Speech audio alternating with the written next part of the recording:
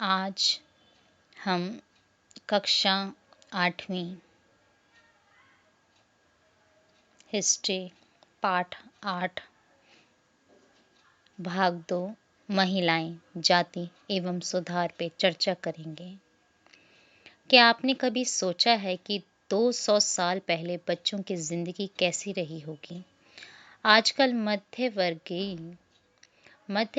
परिवारों की ज़्यादातर लड़कियां स्कूल जाती हैं और उनमें से बहुत सारी लड़कों के साथ पढ़ती हैं।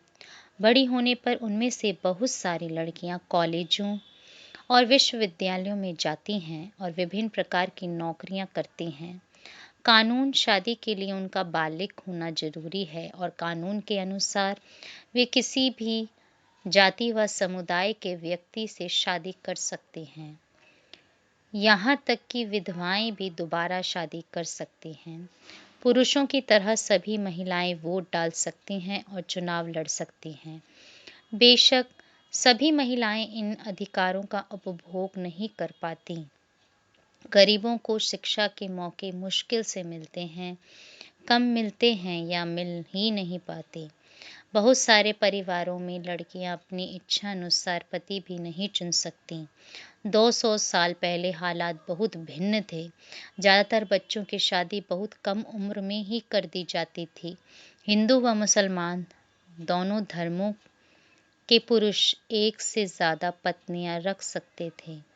देश के कुछ भागों में विधवाओं से ये उम्मीद की जाती थी कि वे अपने पति की चिता के साथ ही जिंदा जल जाएं।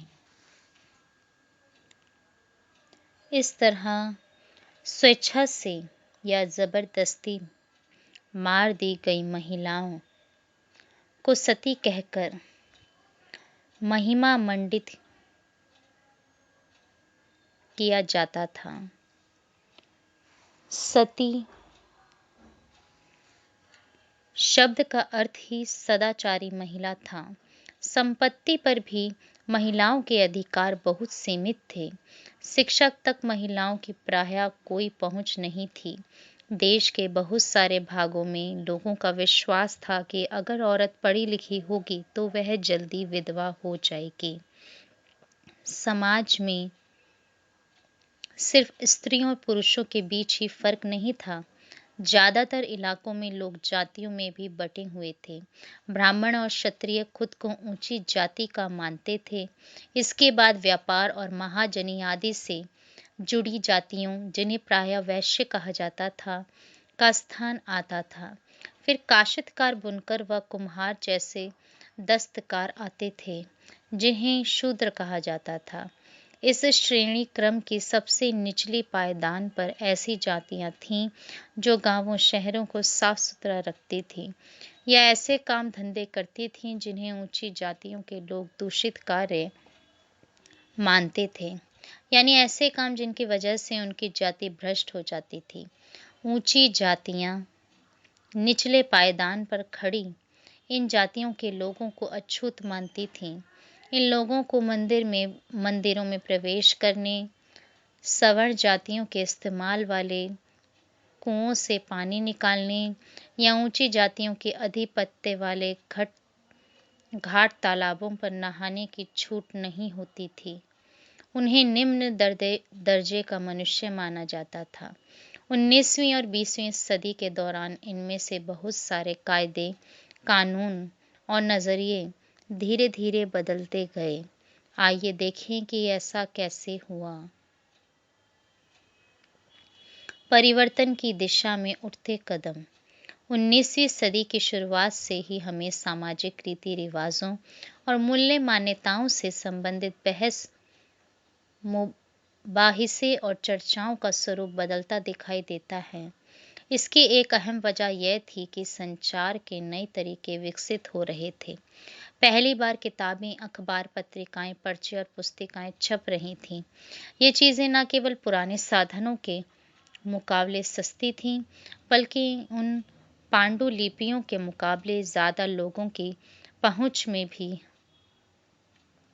थीं, जिनके बारे में हम पहले पढ़ चुके हैं। लिहाजा आम लोग भी उन चीज़ों को पढ़ सकते थे। उनमें से बहुत सारे अपनी भाषाओं में लिख सकते थे और अपने विचार व्यक्त कर सकते थे। नए शहरों में तमाम तरह के सामाजिक, राजनीतिक, आर्थिक और धार्मिक मुद्दों पर पुरुषों और कभी-कभी महिलाओं के बीच चर्चा होती रहती थी। ये चर्चाएं आम जनता तक पहुंच सकती थीं और सामाजिक परिवर्तन के आंदोलनों से जुड़ी होती थीं। इस तरह की बहसें अक्सर भारतीय सुधारकों और सुधार संगठनों की तरफ से शुरू होती थीं। राजा राममोहन रॉय 1772 से 1833 तक इसी तरह के एक सुधारक थे। उन्होंने कलकत्ता में ब्रह्मो सभा के नाम से एक सुधारवादी संगठन बनाया था, जिसे बाद में ब्रह्मो समाज के नाम से जाना गया।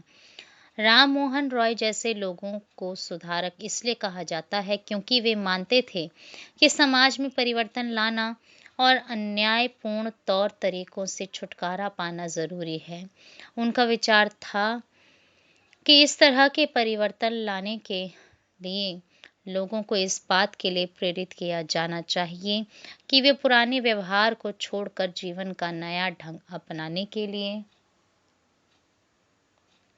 तैयार हों। राम मोहन रॉय देश में पश्चिमी शिक्षा का प्रसार करने और महिलाओं के लिए ज़्यादा स्वतंत्रता व समानता के पक्षधर थे।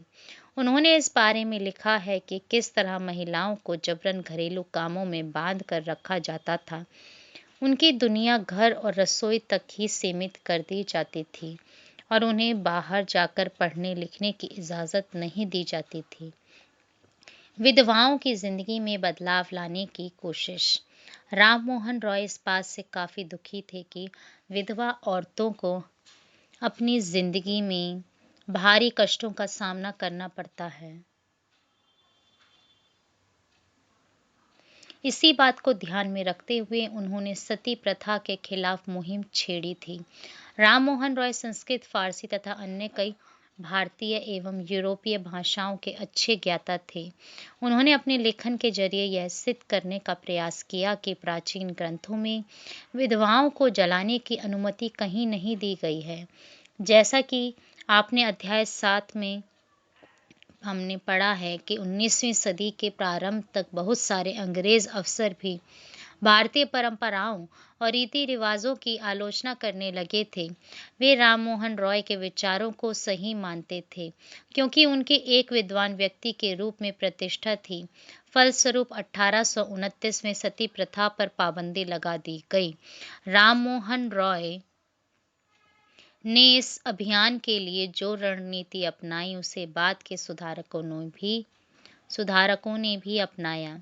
जब भी वे किसी हानिकारक प्रथा को चुनौती देना चाहते थे तो अक्सर प्राचीन धार्मिक ग्रंथों से ऐसे श्लोक व वाक्य ढूंढने का प्रयास करते थे जो उनकी सोच का समर्थन करते हों। इसके बाद वे दलील देते थे कि संबंधित वर्तमान रीति रिवाज प्रारंभिक परंपरा के खिलाफ हैं। उदाहरण के लिए प्रसिद्ध सुधारक ईश्वर चंद विद्यासागर ने भी विधवा विवाह के पक्ष में प्राचीन ग्रंथों का ही हवाला दिया था। अंग्रेज सरकार ने उनका यह सुझाव मान लिया और 1856 में विधवा विवाह के पक्ष में एक कानून पारित कर दिया जो विधवाओं के विवाह का विरोध करते थे। उन्होंने विद्यासागर का भी विरोध किया और यहाँ तक कि उनका बहिष्कार कर दिया। 19वीं सदी के उत्तरार्ध तक विधवा विवाह के पक्ष में चलाया जा रहा आंदोलन देश के अन्य भागों में भी फैल गया था। मद्रास प्रेसिडेंसी के तेलुगु भाषी इलाकों में वीरेशलिंगम पंतुलु ने विधवा विवाह के समर्थन में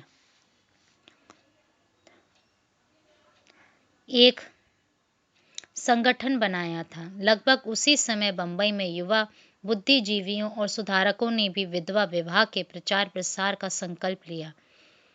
उत्तर में आर्य समाज की स्थापना करने वाले स्वामी दयानंद सरस्वती ने भी विधवा विवाह का समर्थन किया। इसके बावजूद विवाह करने वाली विधवा महिलाओं की संख्या काफी कम थी। विवाह करने वाली विधवाओं को समाज में आसानी से स्वीकार नहीं किया जाता था। इस तरह रूढ़िवादी तबके इस नए कानून का विरोध करते रहे। लड़कियां स्कूल जाने लगती हैं। बहुत सारे सुधारकों को लगता था कि महिलाओं की दशा सुधारने के लिए लड़कियों को शिक्षित करना जरूरी है। कलकत्ता में विद्यासागर और बंबई में बहुत सारे अन्य सुधारकों ने लड़कियों के लिए स्कूल खोले। 19वीं सदी के मध्य में जब इस तरह के प्रारंभिक स्कूल खुले तो बहुत सारे लोग उनसे डरते थे। लोगों को भय था कि स्कूल वाली लड़कियों को घर से निकाल ले जाएंगे और उन्हें घरेलू कामकाज नहीं करने देंगे। स्कूल जाने के लिए लड़कियों को सार्वजनिक स्थानों से गुजर कर जाना पड़ता था। बहुत सारे लोगों को लगता था कि इससे लड़कियां बिगड़ जाएंगी। उनकी मान्यता थी कि लड़कियों को सार्वजनिक स्थानों से दूर रहना चाहिए। फलस्वरूप 19वीं सदी में पढ़ने लिखने वाली ज्यादातर महिलाओं को उनके उदार विचारों वाले पिता या पति की देखरेख में घर पर ही पढ़ाया जाता रहा। कई महिलाओं ने बिना किसी की मदद लिए खुद ही पढ़ना लिखना सीखा। क्या आपको याद है पिछले साल की हमने राजनीतिक एवं सामाजिक जीवन पुस्तक में अपने राष्ट्र सुंदरी देवी के बारे में क्या पढ़ा था? वे ऐसी महिलाओं में से थीं जिन्होंने रात में दिए की टिमटिमाते लौ में चोरी छिपे ही लिखना पढ़ना सीखा था। 19वीं सदी के आखिरी हिस्से में आर्य समाज द्वारा पंजाब में और ज्योतिराव फूले द्वारा महाराष्ट्र में लड़कियों के लिए स्कूल खोले गए। उत्तर भारत के कुलीन मुस्लिम परिवारों की महिलाएं अरबी में कुरान शरीफ पढ़ना सीखने लगीं। उन्हें घर पर ही पढ़ाने के लिए शिक्षिकाएं रखी जाती थीं। इस स्थिति को देखते हुए मुमताज अली जैसे कुछ सुधारकों ने कुरान शरीफ की आयतों का हवाला देकर कहा कि महिलाओं को भी शिक्षा का अधिकार मिलना चाहिए। 19वीं सदी के आखिर से ही उर्दू में उपन्यासों का सिलसिला शुरू हुआ। इन उपन्यासों में महिलाओं को इस बात के लिए प्रोत्साहित किया जाता था कि वे धर्म और घरेलू साज संभाल के बारे में पढ़ें। महिलाओं के बारे में महिलाएं लिखने लगीं। महिलाओं के बारे में महिलाएं लिखने लगीं। 20वीं सदी की शुरुआत से बहुत सारी मुस्लिम महिलाओं ने महिला शिक्षा को बढ़ावा देने के लिए अहम भूमिका अदा की। जैसे भोपाल की बेगमों ने अलीगढ़ में लड़कियों के लिए प्राथमिक स्कूल खोला। बेगम रुकैया सखावत हुसैन भी इस दौर की एक प्रभावशाली महिला थीं, जिन्होंने कलकत्ता और पटना में मुस्लिम लड़कियों के लिए स्कूल खोले। वह रूढ़िवादी विचारों की कटु आलोचक थीं और उनका मानना था कि प्रत्येक धर्म के धार्मिक नेताओं ने औरतों को निचले दर्जे में रखा है। 1880 के दशक तक आते आते भारतीय महिलाएं विश्वविद्यालयों में प्रवेश लेने लगी थीं। उनमें से कुछ चिकित्सक और कुछ शिक्षिका बन गईं। बहुत सारी महिलाएं लिखने लगीं और उन्होंने समाज में महिलाओं की स्थिति पर अपने आलोचनात्मक विचार प्रकाशित किए। पूना में घर पर ही रहकर शिक्षा प्राप्त करने वाली ताराबाई शिंदे ने स्त्री पुरुष तुलना नाम से एक किताब प्रकाशित की, जिसमें पुरुषों और महिलाओं के बीच मौजूद सामाजिक फर्कों की आलोचना की गई थी। संस्कृत की महान विद्वान पंडिता रामाबाई का मानना था कि हिंदू धर्म महिलाओं का दमन करता है। उन्होंने ऊंची जातियों की हिंदू महिलाओं की दुर्दशा पर एक किताब भी लिखी थी। उन्होंने पूना में एक विधवा गृह की स्थापना की, जहां ससुराल वालों के हाथों अत्याचार झेल रही महिलाओं को पनाह दी जाती थी। वहां महिलाओं को ऐसी चीजें सिखाई जाती थी जिनके सहारे वे अपनी रोजी रोटी चला सकें। जाहिर है कि इन सब बातों से रूढ़िवादी खेमे के लोग काफी आग बबूला हुए। उदाहरण के लिए बहुत सारे हिंदू राष्ट्रवादियों को लगने लगा था कि हिंदू महिलाएं पश्चिमी और तौर तरीके अपना रही हैं, जिससे हिंदू संस्कृति भ्रष्ट होगी और पारिवारिक संस्कार नष्ट हो जाएंगे। रूढ़िवादी मुसलमान भी इन बदलावों के नतीजों को लेकर चिंतित थे। जैसा कि हमने पहले देखा है कि 19वीं सदी के आखिर तक खुद महिलाएं भी सुधारों के लिए बढ़ चढ़कर प्रयास करने लगी थीं।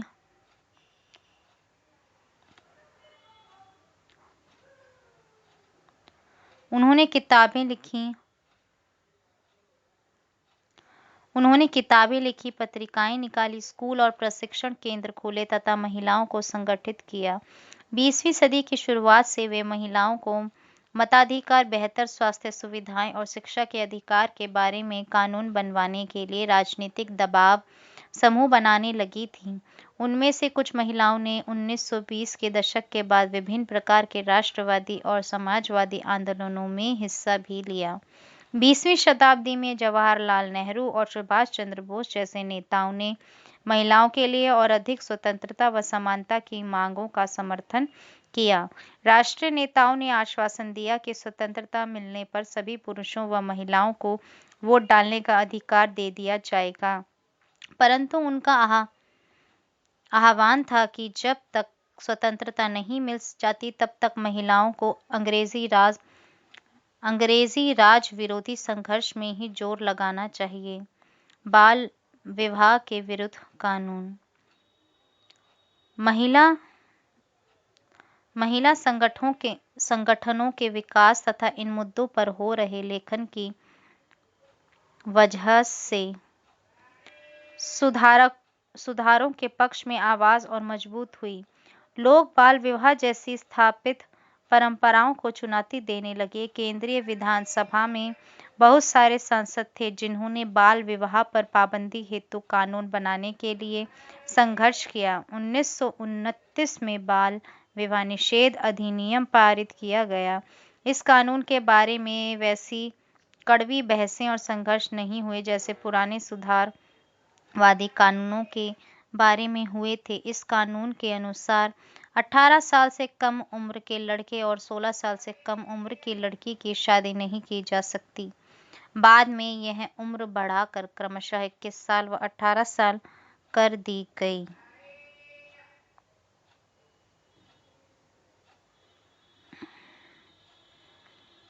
जाति और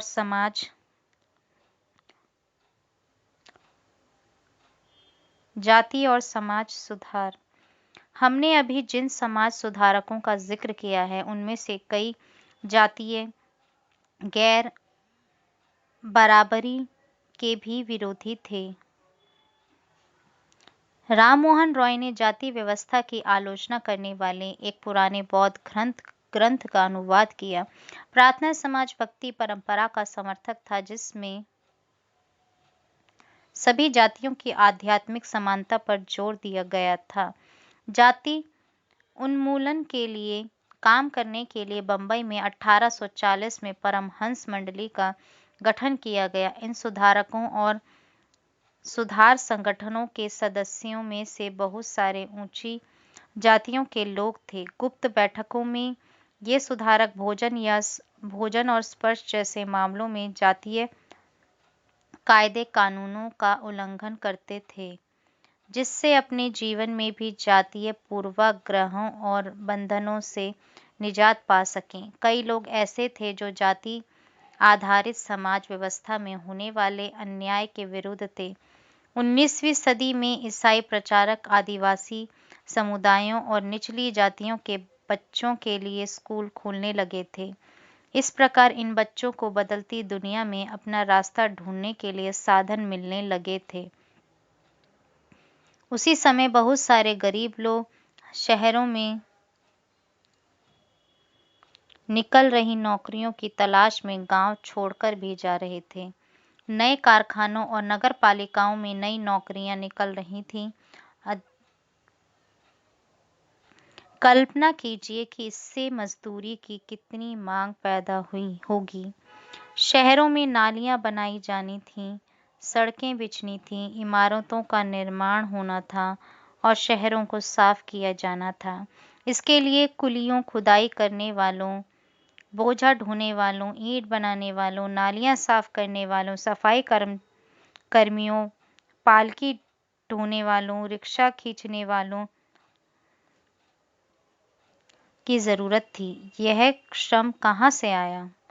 इन कामों को संभालने के लिए गांवों और छोटे कस्बों के करीब शहरों की तरफ जाने लगे, जहां मजदूरी की मांग पैदा हो रही थी। शहर जाने वालों में से बहुत सारे निम्न जातियों के लोग भी थे। कुछ लोग असम, मॉरिशस, त्रिनिदाद और इंडोनेशिया आदि स्थानों पर बागानों में काम करने भी चले गए। नए स्थानों पर काम अक्सर बहुत कठोर था, परंतु गरीबों, निचली जातियों के लोगों को यह गांवों में सवर्ण जमींदारों द्वारा उनके जीवन पर दमनकारी कब्जे और दैनिक अपमान से छूट निकलने का एक मौका था। इसके अलावा दूसरी तरह की नौकरियां भी सामने आ रही थीं। उदाहरण के लिए सेना में भी लोगों की ज़रूरत बढ़ गई थी। अछूत माने जाने वाले महार समुदाय के बहुत सारे लोगों को महार रेजिमेंट में नौकरी मिल गई। दलित आंदोलन के नेता बी.आर. अम्बेडकर के पिता एक सैनिक स्कूल में ही पढ़ाते थे। दुबला मजदूर सवर्ण जमींदारों के पास मजदूरी करते थे। वे उनके खेत संभालते थे और जमींदार के घर आंगन में तमाम छोटे बड़े काम करते थे।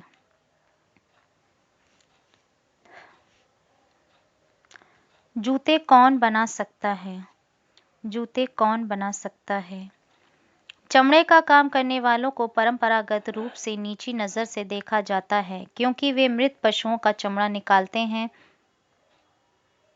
जिन्हें गंदा व दूषित माना जाता है। पहले विश्व युद्ध के दौरान सेना के लिए जूतों की जबरदस्त मांग पैदा हो गई थी, परंतु चमड़े के कामों के प्रति जातीय पूर्वाग्रहों की वजह से केवल परंपरागत चमड़ा कामगार और मोची ही जूते तैयार कर सकते थे।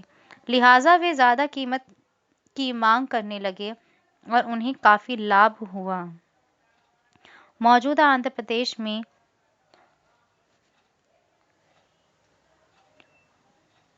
मदिगा एक महत्वपूर्ण अछूत जाति रही है।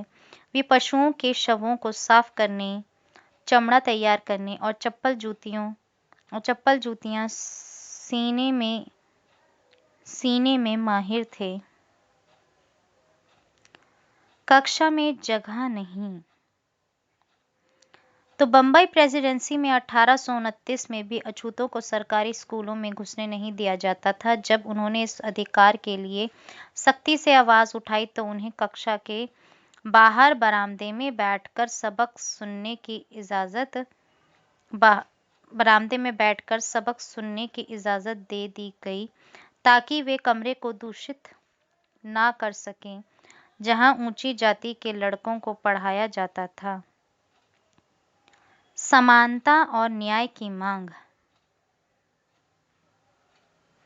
समानता और न्याय की मांग 19वीं सदी के दूसरे हिस्से तक गैर ब्राह्मण जातियों के भीतर से भी लोग जातीय भेदभाव के खिलाफ आवाज उठाने लगे थे। उन्होंने सामाजिक समानता और न्याय की मांग करते हुए आंदोलन शुरू कर दिए थे। मध्य भारत में सतनामी आंदोलन की शुरुआत घासीदास ने की, जिन्होंने चमड़े का काम करने वालों को संगठित किया और उनकी सामाजिक स्थिति में सुधार के लिए आंदोलन छेड़ दिया।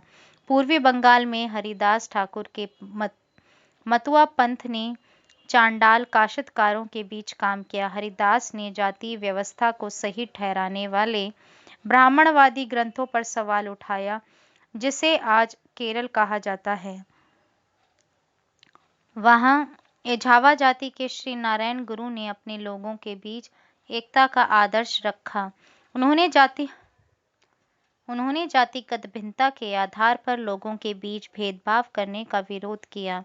उनके अनुसार सारी मानवता की एक ही जाति है। उनका एक महत्वपूर्ण कथन था, ओरू जाति ओरू मतम ओरू दैवम मनुष्यानु, मानवता की एक जाति, एक धर्म, एक ईश्वर।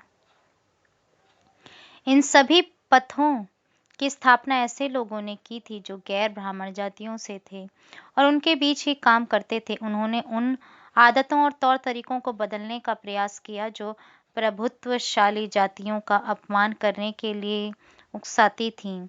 उन्होंने अधीनस्थ जातियों में स्वाभिमान का भाव पैदा करने का प्रयास किया। गुलामगिरी। निम्न जाति नेताओं में ज्योतिराव फूले सबसे मुखर नेताओं में से थे। 1827 में जन्मे ज्योतिराव फूले ने ईसाई प्रचारकों द्वारा खोले गए स्कूलों में शिक्षा पाई थी। बड़े होने पर उन्होंने जाति आधारित समाज में फैले अन्याय के बारे में अपने विचार व्यक्त किए। उन्होंने ब्राह्मणों के इस दावे पर खुलकर हमला किए। बोला कि आर्य होने के कारण वे औरों से श्रेष्ठ हैं।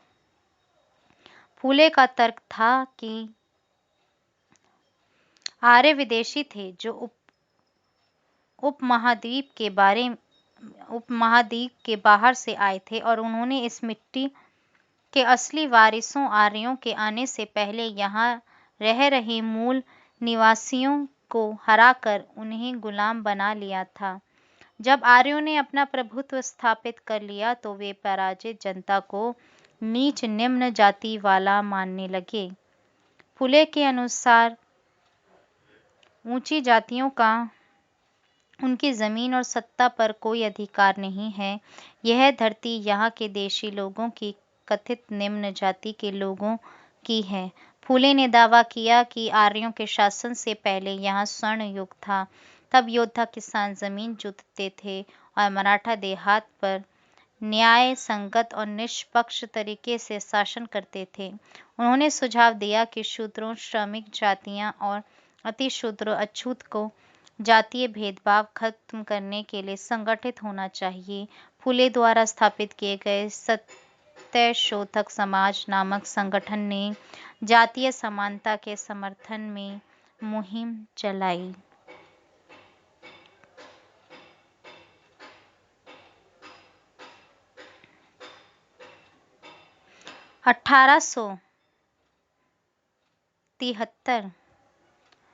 1873 में फूले ने गुलामगिरी गुलामी नामक एक किताब लिखी। इससे लगभग 10 साल पहले अमेरिकी गृह युद्ध हो चुका था, जिसके फलस्वरूप अमेरिका में दास प्रथा खत्म कर दी गई थी। फूले ने अपनी पुस्तक उन सभी अमेरिकियों को समर्पित की जिन्होंने गुलामों को मुक्ति दिलाने के लिए संघर्ष किया था। इस तरह उन्होंने भारत की निम्न जातियों और अमेरिका के काले गुलामों की दुर्दशा को एक दूसरे से जोड़ दिया। जैसा कि इस उदाहरण से पता चलता है कि फूले ने जाति व्यवस्था की अपनी आलोचना को सभी प्रकार की गैर बराबरी से जोड़ दिया था। वह उच्च जाति महिलाओं की दुर्दशा, मजदूरों की मुसीबतों और निम्न जातियों के अपमानपूर्ण हालात के बारे में गहरे तौर पर चिंतित थे। जाति सुधार का यह आंदोलन 20वीं सदी में भी पश्चिम भारत में डॉक्टर बी.आर. अम्बेडकर और दक्षिण में ई.वी. रामास्वामी नायकर जैसे महान दलित नेताओं के नेतृत्व में चल रहा था।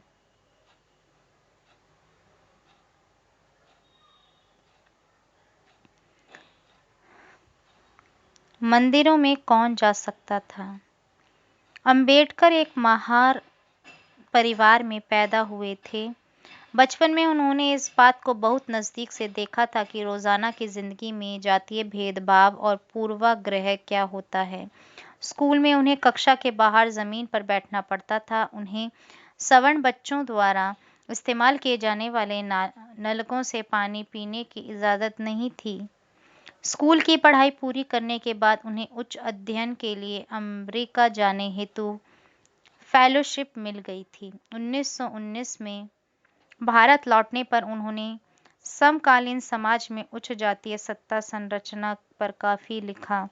सन 1927 में अंबेडकर ने मंदिर प्रवेश आंदोलन शुरू किया, जिसमें महार जाति के लोगों ने बड़ी संख्या में हिस्सा लिया। ब्राह्मण पुजारी इस बात पर बहुत आग बबूला हुए कि दलित भी मंदिर के जलाशय का पानी इस्तेमाल कर रहे हैं। 1927 से 1935 के बीच अंबेडकर ने मंदिरों में प्रवेश के लिए ऐसे 3 आंदोलन चलाए। वह पूरे देश को दिखाना चाहते थे कि समाज में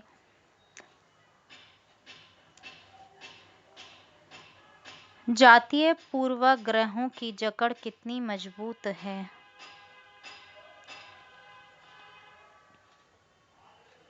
गैर ब्राह्मण आंदोलन। 20वीं सदी के आरंभ में गैर ब्राह्मण आंदोलन शुरू हुआ। यह प्रयास उन गैर ब्राह्मण जातियों का था जिन्हें शिक्षा, धन और प्रभाव हासिल हो चुका था। उनका तर्क था कि ब्राह्मण तो उत्तर से आए उन आर्य आक्रमणकारियों के वंशज हैं जिन्होंने यहाँ के मूल निवासियों, देशी द्रविड़ नस्लों को हराकर दक्षिणी भूभाग पर विजय हासिल की थी। उन्होंने सत्ता पर ब्राह्मणवादी दावे को भी चुनौती दी। पेरियार के नाम से प्रसिद्ध ईवी रामास्वामी नायकर एक मध्यवर्गीय परिवार में पले बड़े थे। अपने प्रारंभिक जीवन में वे सन्यासी थे और उन्होंने संस्कृत शास्त्रों का गंभीरता से अध्ययन किया था। बाद में वे कांग्रेस के सदस्य बने, परंतु जब उन्होंने राष्ट्रवादियों द्वारा आयोजित की गई एक दावत में देखा कि वहां बैठने के लिए जातियों के हिसाब से अलग-अलग इंतजाम किया हुआ है, तो उन्होंने हताश होकर पार्टी छोड़ दी। इस दावत में निम्न जातियों और उच्च जातियों के लिए अलग-अलग बैठने का इंतजाम किया गया था। पेरियार की समझ में आ चुका था कि अछूतों को अपने स्वाभिमान के लिए खुद लड़ना होगा। इसी बात को ध्यान में रखते हुए उन्होंने स्वाभिमान आंदोलन शुरू किया। उनका कहना था कि मूल तमिल और द्रविड़ संस्कृति के असली वाहक अछूत ही हैं, जिन्हें ब्राह्मणों ने अपने अधीन कर लिया है। उनका मानना था कि सभी धार्मिक नेता और मुखिया सामाजिक विभाजनों और असमानता को ईश्वर प्रदत्त मानते हैं, इसलिए सामाजिक समानता के लिए सभी धर्मों से अछूतों को खुद मुक्ति पानी होगी। पेरियार हिंदू वेद पुराणों में कट्टर आलोचक थे। खासतौर से मनु द्वारा रचित संहिता, भगवद गीता और रामायण के वे कटु आलोचक थे। उनका कहना था कि ब्राह्मणों ने निचली जातियों पर अपनी सत्ता तथा महिलाओं पर पुरुषों का प्रभुत्व स्थापित करने के लिए इन पुस्तकों का सहारा लिया है। ये दलीलें लोगों को सहज रास नहीं आईं। निम्न जातीय नेताओं के भाषणों, विचारपूर्ण लेखन और आंदोलनों से उच्च जातीय राष्ट्रवादी नेताओं के बीच कुछ आत्ममंथन और आत्मालोचना की प्रक्रिया शुरू हुई, परंतु रूढ़िवादी हिंदू समाज ने भी उत्तर में सनातन धर्म सभाओं तथा भारत धर्म महामंडल और बंगाल में ब्राह्मण सभा जैसे संगठनों के जरिए इन रुझानों का सख्ती से विरोध किया। इन संगठनों का मकसद यही था कि हिंदू धर्म में जातीय ऊंच नीच को जो महत्व दिया जाता है उस पर कोई आंच न आए। वे साबित करना चाहते थे कि इस बात को धार्मिक ग्रंथों में भी मान्यता मिली हुई है। औपनिवेशिक काल के बाद भी जाति के सवाल पर बहस और संघर्ष चलते रहे और ये आज भी जारी हैं। सुधारों के लिए संगठित होना।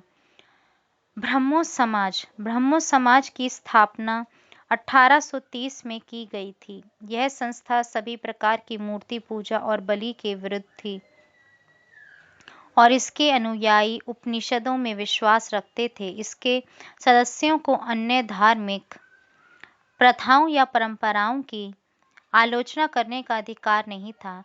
ब्रह्मो समाज ने विभिन्न धर्मों के आदर्शों, खास तौर से हिंदुत्व और ईसाई धर्म के विचारों की आलोचनात्मक व्याख्या करते हुए उनके नकारात्मक और सकारात्मक पहलुओं पर प्रकाश डाला।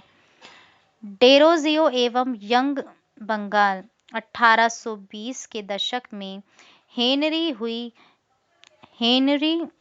Louis Vivian Derozio Hindu college Calcutta में अध्यापक थे।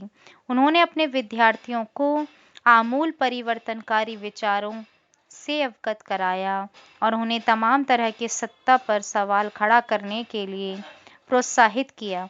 उनके द्वारा शुरू की गई यंग बंगाल मूवमेंट के उनके विद्यार्थियों ने परंपराओं और रीति रिवाजों पर उंगली उठाई, महिलाओं के लिए शिक्षा की मांग की और सोच व अभिव्यक्ति की स्वतंत्रता के लिए अभियान चलाया। रामकृष्ण मिशन और विवेकानंद।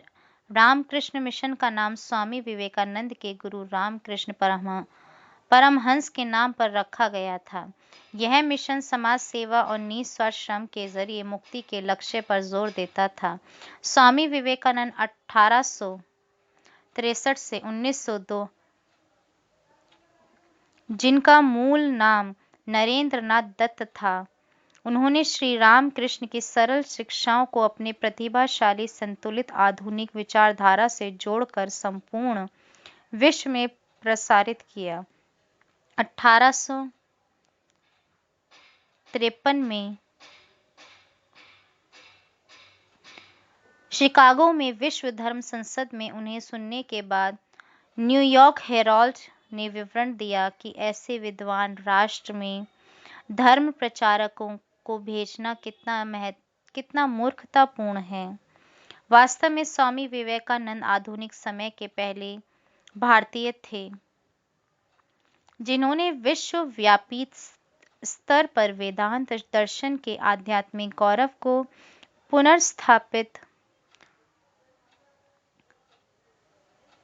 पुनर्स्थापित किया, लेकिन उनका उद्देश्य केवल धर्म की व्याख्या करना नहीं था।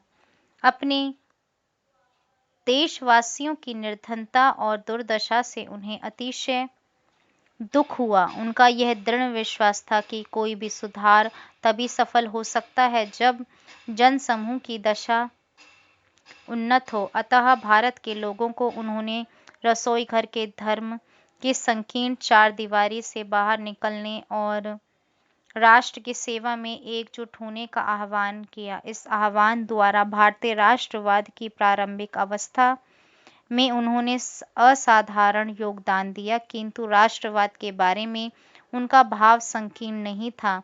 उन्हें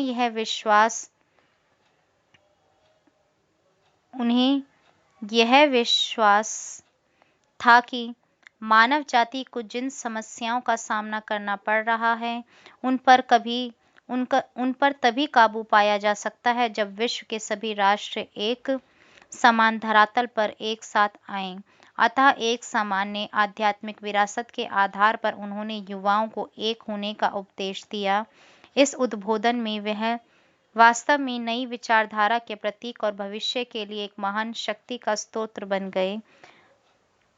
प्रार्थना समाज।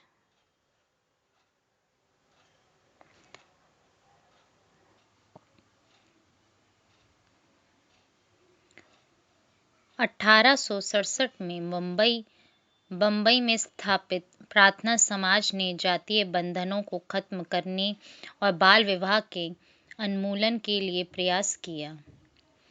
प्रार्थना समाज ने महिलाओं की शिक्षा को प्रोत्साहित किया और विधवा विवाह पर लगी पाबंदी के खिलाफ आवाज उठाई। उसकी धार्मिक बैठकों में हिंदू, बौद्ध और ईसाई ग्रंथों पर विचार विमर्श किया जाता था। वेद समाज मद्रास, चेन्नई में 1864 में वेद समाज की स्थापना हुई। वेद समाज ब्रह्मो समाज से प्रेरित था। वेद समाज ने जातीय भेदभाव को समाप्त करने और विधवा विवाह तथा महिला शिक्षा को प्रोत्साहित करने के लिए काम किया। इसके सदस्य एक ईश्वर के अस्तित्व में विश्वास रखते थे। उन्होंने रूढ़िवादी हिंदुत्व के अंधविश्वासों और अनुष्ठानों की सख्त निंदा की।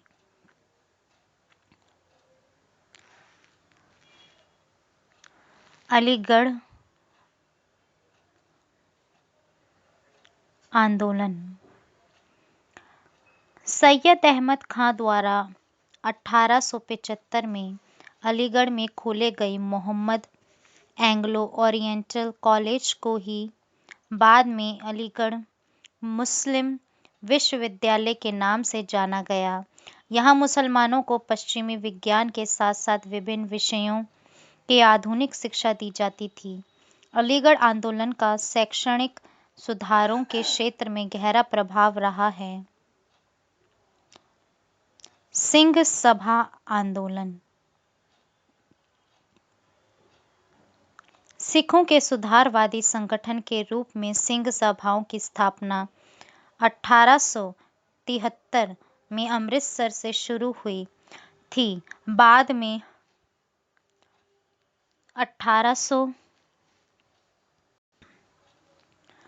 1879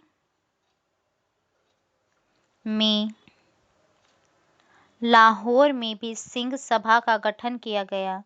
इन सभाओं ने सिख धर्म को अंधविश्वासों, जातीय भेदभाव और ऐसे आचरण जिसे वे गैर सिख समझती थीं, ये से मुक्त कराने का प्रयास किया। उन्होंने सिखों को शिक्षा के लिए प्रोत्साहित किया, जिसमें अक्सर आधुनिक ज्ञान के साथ साथ सिख धर्म के सिद्धांतों को भी पढ़ाया जाता था। काले गुलाम और गोरे बागान मालिक काले गुलाम और गोरे बागान मालिक आप यह जान चुके हैं कि ज्योतिराव फुले ने अपनी पुस्तक गुलामगिरी में जातीय उत्पीड़न और अमेरिका में प्रचलित दास प्रथा के बीच किस तरह संबंध स्थापित किया था। अब क्या आप जानते हैं कि दासता की यह प्रथा क्या थी? 17वीं शताब्दी में जब यूरोपीय खोजी यात्री और व्यापारी पहली बार अफ्रीका पहुंचे तो उन्होंने गुलामों का व्यापार शुरू कर दिया। वे अफ्रीका के काले लोगों को पकड़कर अमेरिका ले आते थे और वहां के गोरे बागान मालिकों को बेच देते थे। उन्हें कपास और अन्य बागानों में काम करना पड़ता था, जो ज्यादातर दक्षिणी संयुक्त राज्य अमेरिका में स्थित थे। बागानों में ये गुलाम पौ फटने से लेकर देर रात तक काम करते थे। सही ढंग से काम न करने के नाम पर मालिक उन्हें सजा देते थे, कोड़ों से पीटते थे और तरह तरह की यातनाएं देते थे। श्वेत और अश्वेत सभी तरह के बहुत सारे लोगों ने संगठित रूप से इस दास प्रथा का विरोध किया।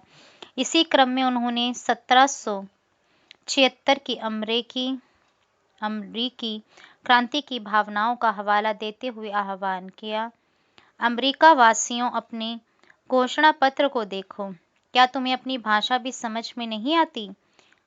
गेटिसबर्ग में दिए गए अपने अत्यंत भावप्रवण भाषण में अब्राहम लिंकन ने कहा था कि जिन्होंने दास प्रथा के खिलाफ संघर्ष किया है वे लोकतंत्र के पथ प्रदर्शक हैं। उन्होंने लोगों से आह्वान किया कि वे नस्ली समानता के लिए कदम उठाएं ताकि धरती से जनता के द्वारा जनता के लिए सरकार का नाश न हो। यहाँ संभावित खरीदार नीलामी में अफ्रीका से लाए गए गुलामों की जांच पड़ताल कर रहे हैं। अब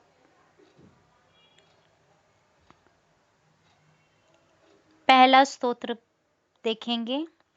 पहले हम उन्हें लड़कियों में बांध देते हैं। राम मोहन रॉय ने अपने विचारों का प्रसार करने के लिए बहुत सारे पर्चे लिखे थे। इनमें से कुछ पर्चे किसी खास रिवाज के समर्थक और आलोचकों के बीच बहस के रूप में लिखे गए थे। सती प्रथा के बारे में इसी तरह का एक उदाहरण देखते हैं। सती समर्थक औरतें कुदरती तौर पर कम समझदार, बिना दृढ़ संकल्प वाली, भरोसे के योग्य नहीं होती हैं। उनमें से बहुत सारी खुद ही अपने पति की मृत्यु के बाद उसके साथ जाने की कामना करने लगती हैं, परंतु वे कहीं धधकती आंख से भाग ना निकले, इसलिए पहले हम उन्हें चिता की लकड़ियों में कस कर बांध देते हैं। सती विरोधी। आप लोगों ने महिलाओं को अपनी स्वाभाविक क्षमता का प्रदर्शन करने का सही मौका ही कब दिया? फिर भला तुम ये कैसे कह सकते हो कि उनमें समझ नहीं होती? अगर ज्ञान और शिक्षा के बाद भी कोई व्यक्ति ना समझ सकता हो या पढ़ाई कई चीजों को ग्रहण ना कर पाए तो हम उसे असक्षम मान सकते हैं, परंतु अगर तुम औरतों को पढ़ने का मौका ही नहीं दोगे तो तुम उन्हें कमतर कैसे कह सकते हो? दूसरा स्तोत्र। अब जब औरत का पति मर जाता है, अपनी पुस्तक स्त्री पुरुष तुलना में ताराबाई शिंदे ने लिखा था, क्या औरत को अपनी जिंदगी उतनी ही प्यारी नहीं होती जितनी कि तुम्हें तुम्हारी जिंदगी प्यारी है? ये तो कुछ ऐसी बात हो गई मानो महिलाएं पुरुषों से बिल्कुल अलग चीजों से बनी हों, मानो वे धूल या चट्टानों या जंग लगे लोहे से बनी हों और तुम्हारी जिंदगी शुद्ध सोने की बनी हो। तुम मुझसे पूछते हो कि मेरा क्या मतलब है? मेरा मतलब यह है कि जब औरत का पति मर जाता है तो उसका क्या हश्र होता है। नाई आता है और उसके लहराते बाल साफ कर देता है, सिर्फ इसलिए कि तुम्हारी आंखों को ठंडक पड़ जाए। उसे शादी ब्याह, आवो भगत और उन शुभ अवसरों से बहिष्कृत कर दिया जाता है जहां विवाहित महिलाएं जाती हैं। और भला इन पाबंदियों की वजह क्या है? क्योंकि उसका पति मर चुका है, वह अभागी है, दुर्भाग्य उसके माथे पर खुदा हुआ है, उसका चेहरा देखा नहीं जाता, यह अशुभ होता है। ताराबाई शिंदे, स्त्री पुरुष तुलना।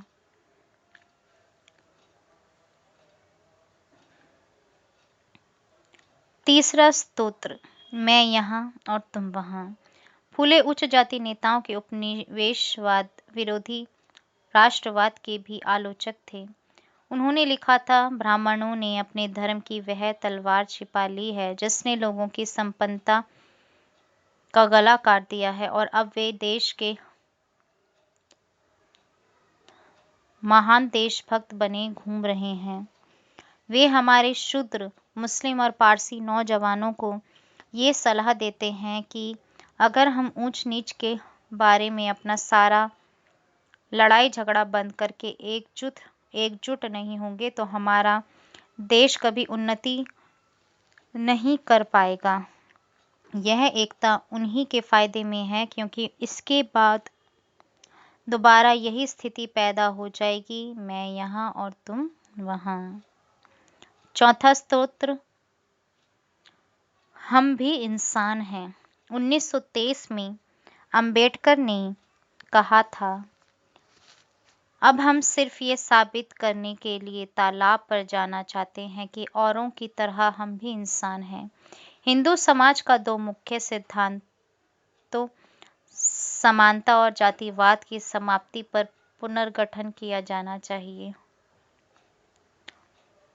पांचवा स्तोत्र। महिलाओं के बारे में पेरियार ने लिखा था, तारा मुकुरतम जैसे शब्दों के आगमन के बाद हमारी महिलाएं अपने पतियों के हाथों की कठपुतली बन गई थीं।